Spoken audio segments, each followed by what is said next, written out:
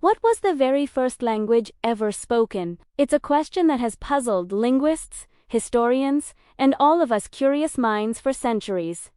We all speak, but where did it all begin? Was there a single, original mother tongue from which all other languages evolved? Today, we're diving deep into the fascinating, and often controversial, scientific quest to find the world's first language. Now, before we get too far, let's manage some expectations. Finding a definitive answer is, well, basically, impossible.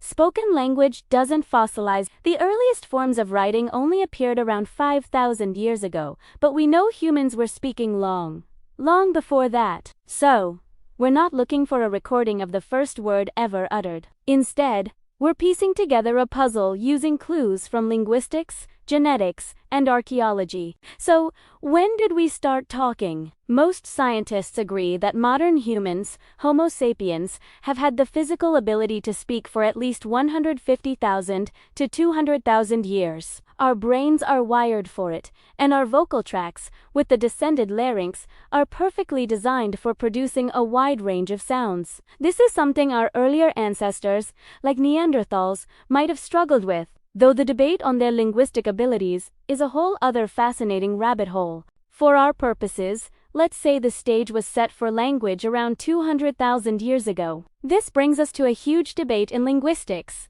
monogenesis versus polygenesis. It sounds complicated, but it's a simple idea. Monogenesis is the theory that all human languages spoken today, and in the past, descend from a single, common ancestral language. This hypothetical first language is often called Proto-Human or polygenesis.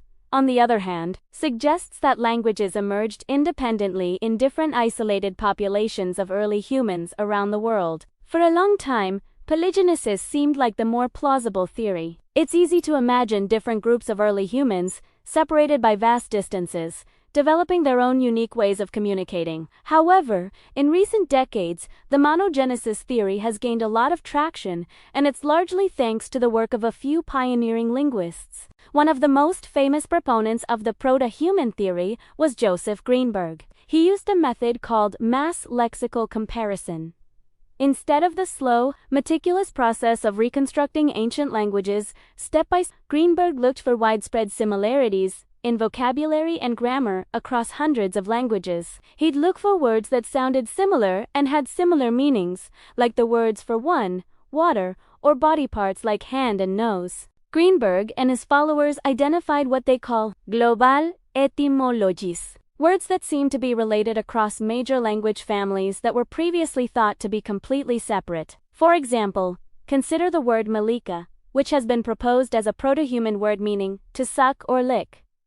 You can see echoes of this in languages all over the world. In some languages, it relates to milk or breast. Think of words like memory in English. It's a tantalizing clue. Another famous example is teak, meaning finger or one.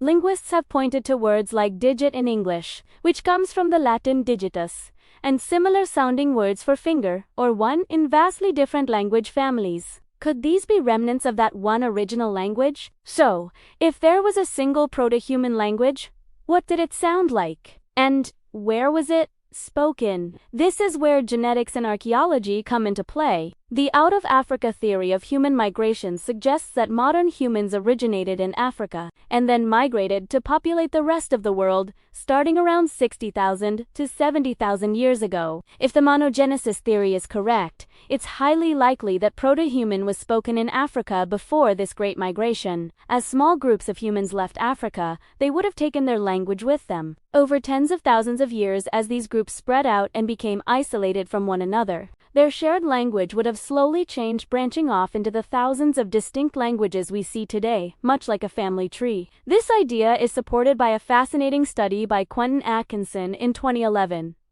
He analyzed phonemes, the basic sound units of a language, like the K sound in cat. He found that the number of phonemes in a language tends to decrease the further its speakers migrated from Africa. Languages in Africa have some of the largest and most complex sound inventories, while languages at the furthest points of human migration, like in South America or on Pacific Islands, have some of the smallest. This is what's known as the serial founder effect. It's the same principle we see in genetics, where genetic diversity decreases the further a population is from its ancestral origin. It is a powerful piece of evidence suggesting language originated in Africa and diversified as it spread across the globe. So, can we reconstruct this proto-human language? This is where things get really speculative. Linguists like Merritt Rowland have attempted to create a list of a few dozen words they believe were part of this ancestral tongue. These are words for fundamental concepts: I, you, who, what, water, hand, fire. However, this work is extremely controversial. Most historical linguists are very skeptical. The standard time-tested method for reconstructing languages is the comparative method. It works wonders for closely related languages, like reconstructing Proto-Indo-European, the ancestor of English, Russian, and Hindi.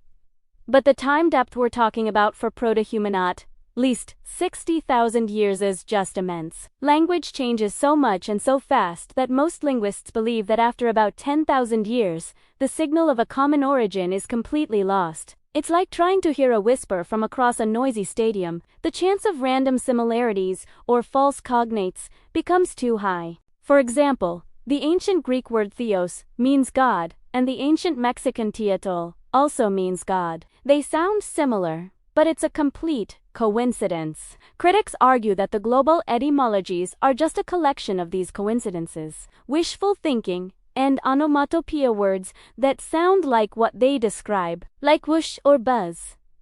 Think about it. Many languages have mama and papa words for parents. This is likely not because of a shared linguistic ancestry, but because ma and pa are some of the easiest sounds for a baby to make. So, are these global words real echoes of the past, or just statistical noise? The jury is still very much out. So, where does that leave us? We have a compelling story, a single proto-human language, spoken in Africa over 60,000 years ago, which then diversified into the beautiful tapestry of over 7,000 languages spoken today. The genetic and phonemic data seem to support this single origin, but the actual linguistic evidence, the words themselves, remains highly contested and is considered fringe by most experts. We may never know for sure what the first language was. We'll never find a dictionary of Proto-Human, but the search itself tells us something profound about who we are. It highlights the deep, ancient, and universal human need to connect, to share ideas, and to build worlds with words. Every language, from the most widely spoken to those with only a handful of speakers, is a living testament to this incredible journey. It's a journey that started hundreds of thousands of years ago, with the first flicker of complex thought and the first deliberate sound made to bridge the gap between one mind and another. And that, in itself, is an origin story worth telling. Thank you so much for joining me on this linguistic adventure. What are your thoughts? Do you believe in a single mother tongue? Let me know in the comments below. And if you enjoyed this video, don't forget to like, subscribe, and hit that notification bell for more journeys into the amazing world of human history. See you next time.